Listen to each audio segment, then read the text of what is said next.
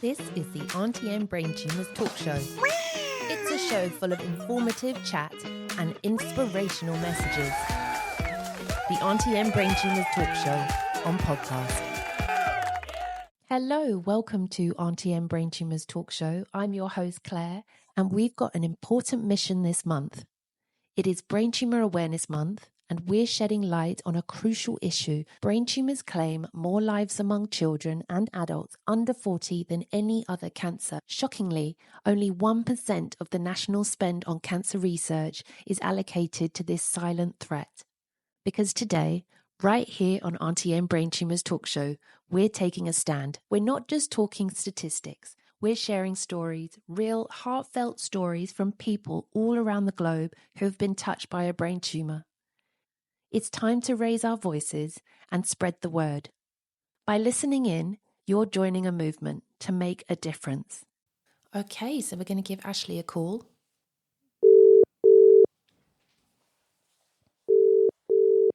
Hello. Hi, Ashleigh, it's Claire. Hi, Claire. Thank you very much that you're going to talk about your dad and about the book that you've done. So should we go back? Tell us a bit about your dad. So, Dad was diagnosed with thyroid cancer when I was 12. He was about a week away from his 4th birthday. And it was a real big shock, really, because he had absolutely no symptoms at all. So, about 6 years before that, a lump had come up in his throat and he'd been to the doctor, and the doctor said it's an enlarged thyroid, it's absolutely fine, nothing to worry about. And we just got on with life, really, and didn't think anything of it. And then he went to the doctors for just a bit of a checkup because he was turning 40 and just wanted a bit of a sort of health MOT, really. And the doctor that was there said, I don't care why you're here, you need to have that neck looked at. And within 3 weeks, he was diagnosed with stage 3 to 4 thyroid cancer. So he had the thyroid removed, and when they removed that, they also removed some lymph nodes, and the lymph nodes showed that it had spread. And then about 3 years later, it came up in his lungs. So he'd had radiation as well after he'd had the thyroid removed, but then he had 2/3 of one of his lungs removed.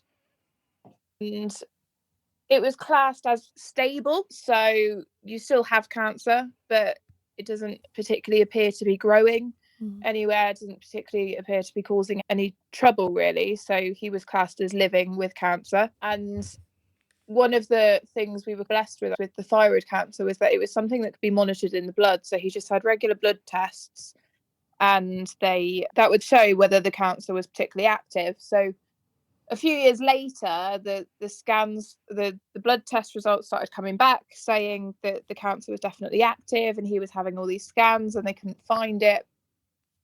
And at the same time, there was just a few other things going on. So he was getting headaches, his memory was a bit off, he was having some quite serious mood swings. Like, Dad had been on quite a lot of medications. It wasn't unusual for him to lose his temper occasionally, but it just seemed to be getting worse, and it seemed to be becoming a bit more irrational. You were studying away, so when you did see him, you saw a real difference in his personality, and you were the one that picked it up and said, I think he might have something again. Is that correct? Yeah. So I said to Mum, they were doing these blood tests and they were showing that it was active, and he was having these scans, and I was like, we can't find it. And I just said to Mum, I really think that he needs a brain scan. I really think all these symptoms, when you put them together, and all they were testing from the neck down, and the doctors were absolutely adamant. They said it won't cross over the blood-brain membrane or whatever. Like, it won't, his cancer doesn't move to the brain. And Mum fought it a little bit in the end. It took a little bit of convincing, but I suppose you get to the point where you're like, we've got nothing to lose, really, just by having that scan. And if they're right, great. But they weren't. And he had a brain scan, and it showed 8 tumours in his brain. Oh, gosh. And there's nothing more we can do. So he was put on steroids, And the steroids helped to control the sort of swelling in the brain, which helped to control the headaches. And you could definitely see with him, when the swelling was starting to come, we instantly learnt those triggers. So if the headache started coming back, he started to feel unwell, and they would then adjust the steroids accordingly. So that managed it very well, and he had a week of radiation to try and slow down the growth. But by this point, he did say he didn't want any, because if the outcome was going to be the same, then he wanted to at least be as healthy as he could for the time that he had. Yeah. I genuinely believe if there had been a treatment where they said we can get rid of it, he'd have done anything. Yeah. But I think because it was, we can just manage this now. And when he couldn't work and when he couldn't drive, he started to lose parts of who he was. And for him, his independence. He worked from the age of 15. He was the provider for us. He was the one that took care of us. And I think at that moment, and he really believed that after his first bout of cancer treatment, he was home for about a year. He was really quite poorly after his radiation on his throat and chest, and had his own business that he lost in that period. So he just went to work for his friend as a scaffolder, and he genuinely believes that kept him going for so much longer, because the work kept him healthy. It gave him a reason to get up in the morning, it kept him strong, and it made him fit. And yeah, he really didn't know what to do when he couldn't go to work anymore. Did you find some support when your dad was unwell? Did you have somewhere to go? So during it, no. We got very good throughout the years of dealing with it day to day. And it was probably about a year afterwards where it really hit home how permanent grief is, I think. Yeah. And yeah, so it was about a year afterwards where I reached out and tried to speak to people. And it was partly that I'd moved out. We were also in quite a difficult circumstance, in the sense of, so Dad died on the 5th of April 2020, about 4 weeks after we went into a lockdown. We were in the middle of a pandemic. We couldn't have a proper funeral. We couldn't travel to scatter him where we wanted him to, because we weren't allowed to travel.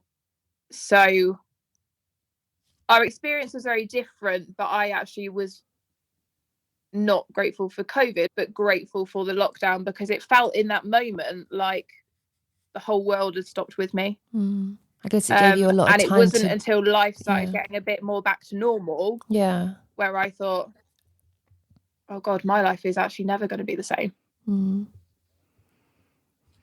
Tell us a bit about the book A Different Day. As much as it is related to my experience, it was actually, I got my puppy because I moved away from my mum and my brother to live with my partner, and I was quite alone and I was really struggling. And I've always struggled making friends with people my age and finding connection with people when they haven't been through situations like me. Not that I want people to have gone through situations like me, but I think when you're quite young, whether it's when I was a child and he was first diagnosed, or when I was early 20s and he was terminal and dying and then died, there's not a lot of people outright who could necessarily relate to you. And maybe if people haven't gone through things like that, then you have different priorities. So you have a different view of life, I think. Yeah. I lived next door to a couple that we didn't really talk to very much, and it wasn't until I got the dog that the neighbour started talking to me. And her husband died very suddenly, and she was really struggling with the grief, and I think I could help quite a bit because I'd obviously gone through not the same experience but a similar experience. And Lilo, my puppy, just really helped her. And I've always worked with animals and I've always loved dogs, but it was that seeing that grief from someone else's perspective and how just those little things make a difference. Because I think when you're in the moment, you just go day by day, don't you? Yeah. How long did it take till you then wanted to do the book where you thought, I want to get some of my feelings out, which I'm guessing is what you were doing, because I have to say it was so emotional. You're trying to show us it's okay to have to grieve, and that you don't always have to be happy, even though someone's trying to cheer you up, but it's okay. This is what I got from it. You don't have to try and be okay and kick yourself for being upset. I think one of the most important things I've learned through this whole process is that you just have to allow yourself to feel how you feel. The best thing people can do around you is just allow you to feel that. Not try and fix it, not try and change it, because these big things that impact your life like that, they generally can't be fixed or changed. No. And some days I feel really angry. I'll hear a story where someone is miraculously recovered from cancer, and obviously I'm so happy for them, but I am so angry that wasn't my dad and that he's not still here with us. Yeah. And I think, yeah, that's what I was really trying to get across, was you need people around you, but they need to understand that, yeah, it's okay to have bad days, but that you will come out of it. Because I think that's the other thing, when you're really deep in those moments, whether it's the first few days after they've died, or whether it's, I'm someone who on anniversaries and dad's birthday, like it hits me all over again. And I'm barely functional in those moments. And it took a long time to just allow myself to have those moments. Yeah. I got married on the day that my mum passed away. It was a year later, but I didn't want to have a day where I'm really sad, because I've been working within cancer and brain tumours for 10, 12 years. And I just knows how those days are just dreadful. Like, you're so sad and you start the build up to that day. You're sad and it's horrible. So I was like, I'm going to get married on that day. And my husband now, he was just like, yeah, we'll do it. And I was like, you sure? And he was like, yeah. And when we told people, they were like, that's madness. I think it was because I was trying not to be sad that day, but actually maybe I made a mistake and that wasn't the best. Yeah, I think you just have to do what you have to do in that moment. I have a twin brother and we are so different with how we deal with things. I'm happy to talk about dad to anyone. I actually really like it. I find it really annoying if there becomes an awkward silence when I say my dad has died. Like, I want to talk about him. I want people to know about him.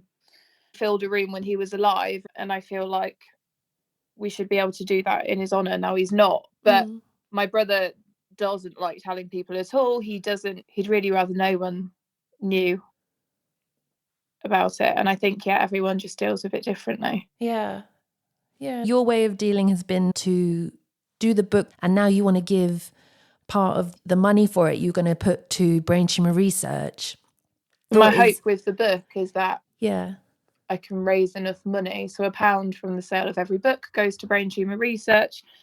And my hope is to sponsor a day of research in dad's name, because we might not have been able to change the outcome, but I do think if it had been picked up quicker, if there hadn't been that reluctance to believe it would have gone to the brain, then potentially we could have had a bit longer, or there might have been some treatment that he could have had. Yeah. How long have you done the fundraising? I know you have to get to 2,740 that you have for a day. And when you do that, you get the plaque, don't you? That's at the Centres of Excellence with your name on it.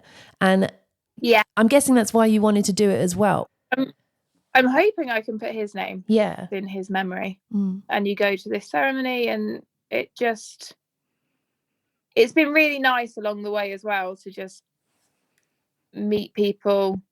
Everyone's cancer journey is completely different, because I have never met a single person where the timeline and the diagnosis has been the same or anything like that. But it's nice to be able to talk to people who actually understand what it's like, and to get a terminal living with cancer diagnosis, or when it became his terminal dying of cancer diagnosis. What I didn't have around me was people who had been through it And I think that would have made it so much easier. You're actually really good at explaining what you went through. You could easily stand up in front of people in the same situation as you and talk about this with them. You're very good at expressing what you're trying to say. If it feels good to be able to share with people, you would be very good at standing up at support groups and stuff and telling your story, because you've got a very therapeutic voice. Thank you. Very few people say that. How long do you think it would take for you to get to, I don't know when you started doing the book. I'm not sure when you first put it out there. And I'm guessing it's on Amazon. I've got my copy here from Amazon, but can people get it from anywhere else? Yeah, so I published it the 25th of July last year, which was would have been my mum and dad's wedding anniversary. Oh. And I have a website, so I can ship it in the UK, and then it is on Amazon as well. It's in gradually going into a couple of libraries, and I'm reaching out to bookstores and things as well. So hopefully, as it starts to sell more, it might be able to reach some other bookshops as well. What would you say is the age bracket that you've got this for? It's very much for children. So what kind of age would you say this is for?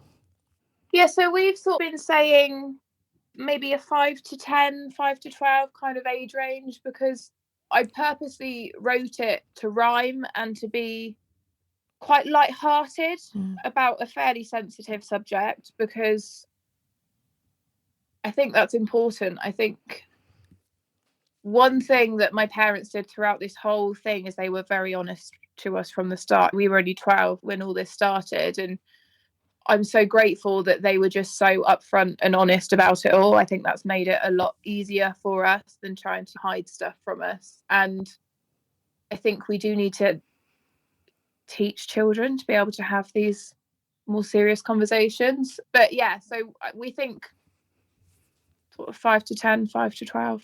Yeah. And the dog that you've got in there is very similar to your dog. It's a puppy, isn't it? Really. But it looks very Lilo similar to your dog. Golden retriever. Yeah. Yeah. I wanted, when I found, so the illustration process is very odd, because you just go online and you say, this is what I've done, and I'd like someone to draw the pictures to match it.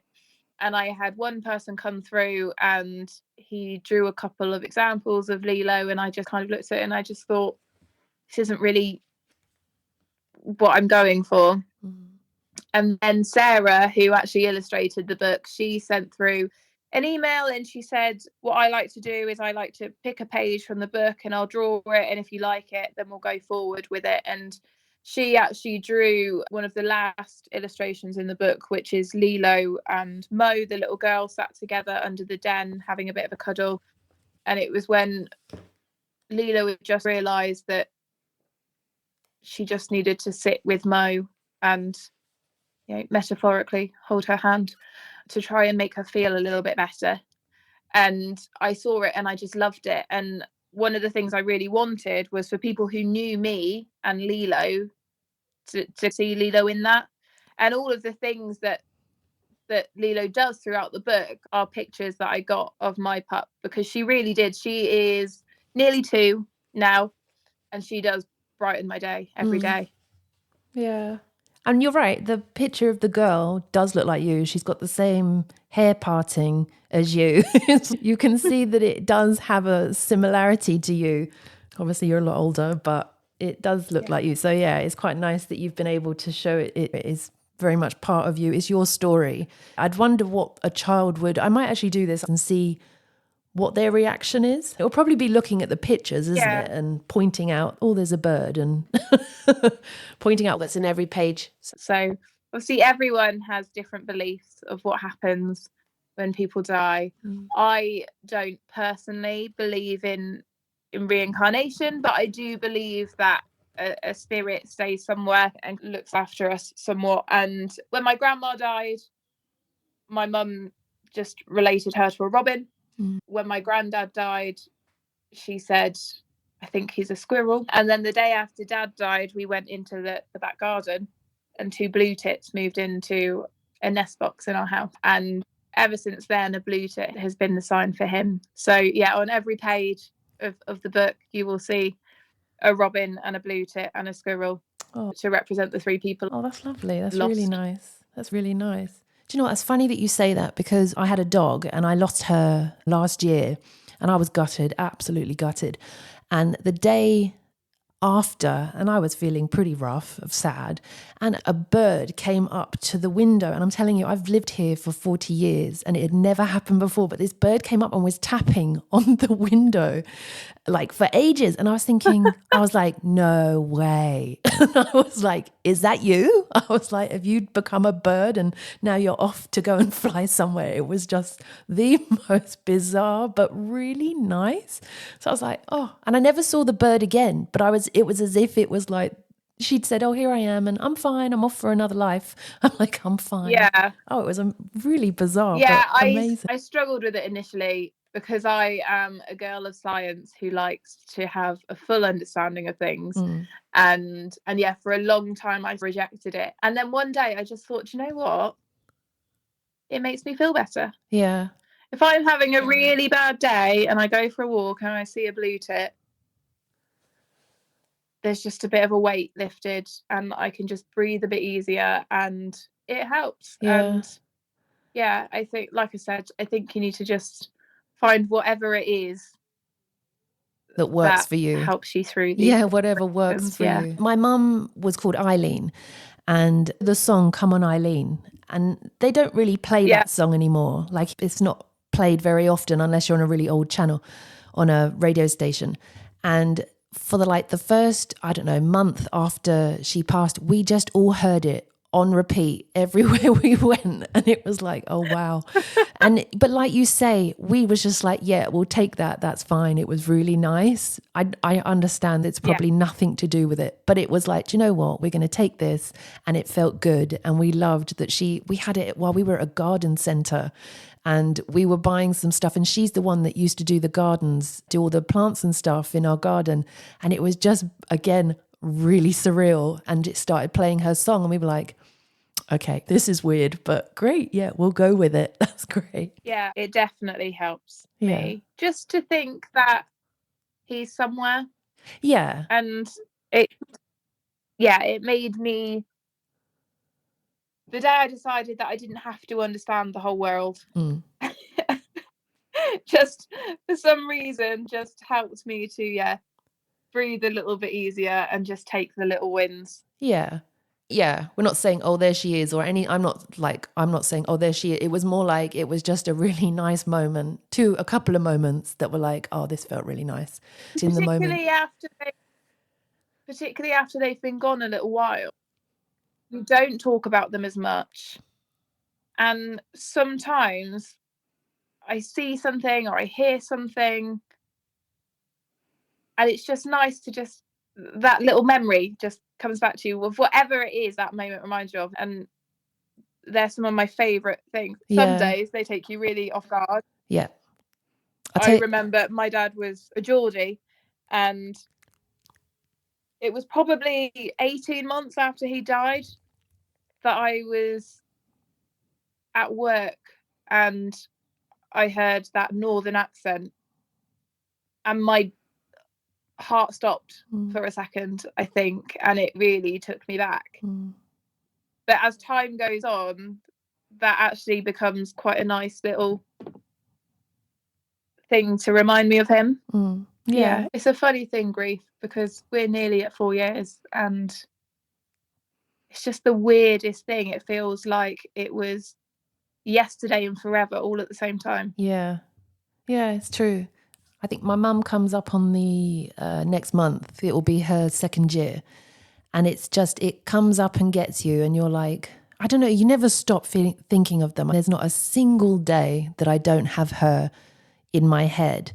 But these days, it's, oh gosh, it's 2 years soon. And it doesn't feel like 2 years. It's just, it's a strange feeling. It's still waiting for it to come through the door. Like, it's not quite there yet. But yeah, I'll tell you something that was quite funny. So my mum had Botox done once. This is a really random story, okay?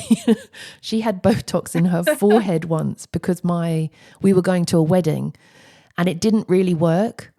And for some reason, it just didn't work too well for her. Anyways, 20 years on, because this is since she had that Botox, I decided to go and have Botox done because I'm getting married. I'm married, but I'm having an actual wedding this year. Anyway, so I thought I'm going to have Botox done. So I'm at this place having this Botox and the lady was like, whatever, listening to me. And I was telling her how, oh, my mum had this. It didn't really work. I'm hoping it works for me. But then I was thinking to myself, I wish I didn't say that because I felt like I'd said something a bit harsh. And the minute I came out of the place where I was, I got shat on by a bird. And I'm not kidding. And I was like, are you kidding me? I was like, I'm sorry I said it. I didn't mean it, Mum. I know, I did. I was like, I'm sorry.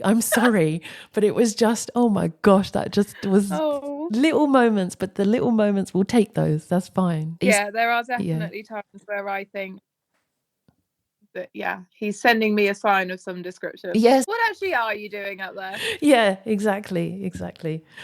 Is there anyone you want to say thank you to? I always think it's nice to have an opportunity to thank people. I think the most important person in the world is my mum. Mm-hmm. Like, she is just an absolute Wonder Woman. Like, just the way she raised us and kept everything as normal as possible while we were going through all of this, the way she has carried on after my dad was her everything, and everyone knew that. But I wouldn't be as strong as I am without mum and dad. Dad has a friend who called him Iron Man because he just, the cancer just kept coming back and he kept just fighting it, and he lived so much longer than anyone expected. And he didn't do it with a smile every single day, but he was very strong throughout it all, and he never let it beat him. What does your mum think of the book? So when I first said to my mum, I've written a poem and I think it could be a children's book, and she was like, oh, for goodness sake, Ashleigh, just another one of these like projects, like you don't have enough going on in your life. And I read it to her and she cried. Oh. And she's just been the biggest supporter ever since. My dad used to write her poems. So my dad was one of the least romantic people you'll have ever met. But he used to write her silly little poems in their Valentine's cards and anniversary cards. And he was always making up like little rhymes and things. And so when I started to write down my feelings, as the counsellor suggested, it just naturally started flowing into a poem. And that's the biggest thing for him, really. I think he would have really loved it. I think he'd have probably been my biggest champion. And when he got diagnosed with the brain tumours, and they gave him 12 months to live initially, and in that year I was trekking the Alps for charity. So my mum works for Children's Hospice, and I was trekking the Alps to raise money for them. And I was also graduating from university. They were like his big milestones. He was like, I need to see this, I need to see that, and then I've done everything I need to do, sort of thing. And I think he would have really liked this. I think he'd have really liked the story. I think he would have loved Lilo. I think he would not have liked the mess she makes in the house, but I think he would have absolutely loved Lilo. Yeah. And just the way she's, made me feel better. And one of the things I would say to anyone who is going through anything like this is just do everything you want to do. Whether you've been given a month or 2 months or a year or 5 years, it sounds cliche to say live every day, but just do everything you want to do. So in those initial 12 months, he renewed his vows with my mum. Oh. They had a little wedding where they had originally got married, and all of our friends came and were able to celebrate their marriage. He bought a box and he started filling it with baby clothes ready for when we have children. So it was all like, my dad loved babies and loved going clothes shopping for little babies. So he bought all little things that he would have bought had he been here to see them. He bought my wedding dress ready for when I get married. So he was able to, he's able to still be a part of all of those things, even though he's not here. Yeah. And I think, just your dad sounds after the initial diagnosis, your dad just sounds amazing. Take a couple of weeks. Yeah, he, like I said, if he had his way, he would have lived for as long as he could. But yeah, he really did take the opportunity to go, do you know what?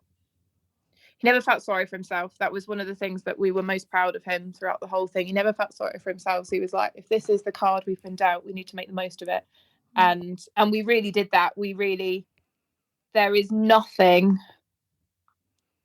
that we could, obviously on my wedding day, I'll miss him.